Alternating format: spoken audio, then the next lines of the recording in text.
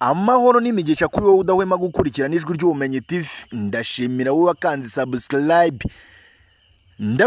Kurarikira mugenzi wawe, inshuti, umuvandimwe, umuturanyi gukanda subscribe ku ijwi ry'ubumenyi TV, amazi nawe inkuru nk'izi ngizi zizewe kandi zikenewe zikajya zimugeraho ku gihe kandi zikamugeraho mu bambere. Uyu ni wa mwanya rero tubagezaho zimwe mu nkuru ziba ziri gucicikana ku binyamakuru bigiye bitandukanye, byaba ibyandikirwa iwacu mu Rwanda, ibyandikirwa muri Afurika yose ndetse no hanze y'imipaka ya Afurika, mu Burayi ndetse n'ahandi. Inkuru igezweho ku binyamakuru byandikirwa iwacu mu Rwanda ni y'uyu mugabo witwa Imenyimana Legisi w'imyaka 52 ushakishwa nyuma yo gutera icyuma agakomeretsa umusore witwa Ndikumana Yonasi bahimba Dani w'imyaka 31 bapfa umugore umaze kubyarira iwabo inshuro ebyiri, bombi bivugwa ko binjiye. Uyu mugore utuye mu murenge wa Nyabitekeri akarere ka Nyamasheke avuga ko Ndikumana ari wamubyariye abana be bombi, mu gihe Bimenyimana nawe avuga ko amukunda. Umwe mu baturage baraho urugomo rwabereye mu mudugudu wa Buhokoro akagari ka Muyange umurenge wa Nyabitekeri akarere ka Nyamasheke yabwiye Imvaho Nshya ko abashyamiranye basanzwe babarizwa mu gatsiko k'iyisi bihazi gakekwaho gucuruza no kunywa ibiyobyabwenge ndetse no gukora ubujura. Bivugwa ko uyu musore Ndikumana Yonasi yatewe icyuma munsi y'umutima kubera ko yari yiriranywe n'uwo mugore banywera mu kabari kari muri santere y'ubucuruzi ya Kabingo. Bimenyimana Legisi ufite umugore n'abana mu mudugudu wa Kabarore akagari ka Kigabiro, anafite akazu gato yubatse mu mudugudu wa Buhokoro akagari ka Muyange akunda kuruhukiramo iyo abishatse.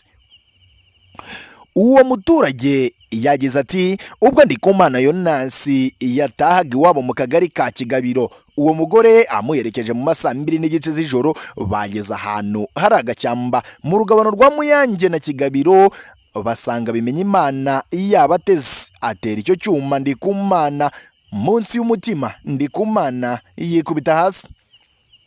Umugore wari kumwe n'uwatewe icyuma yahise avuza induru, uwateye icyuma ariruka, nawe wagitewe ajyanwa ku kigo nderabuzima cya Muyange.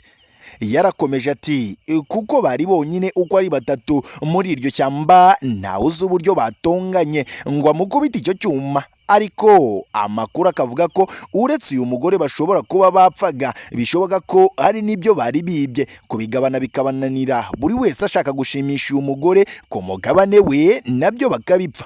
Ubwo iperereza rya RIB niryo rizaduha ukuri.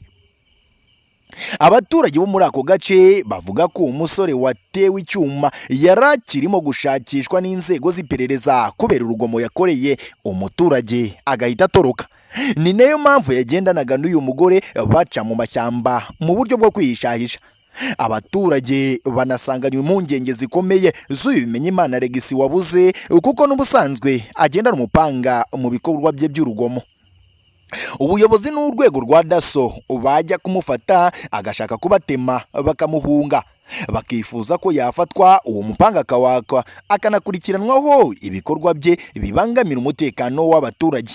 Umunyamabanga nshingwabikorwa w'akagari ka Muyange Ngabonziza Principe yemeje ko ndetse anabibwira Imvaho Nshya ko iby'uru rugomo ruvugwa ndetse n'uwabikoze n'uwabikorewe byose ari ukuri, ndetse uwabikoze akaba agishakishwa.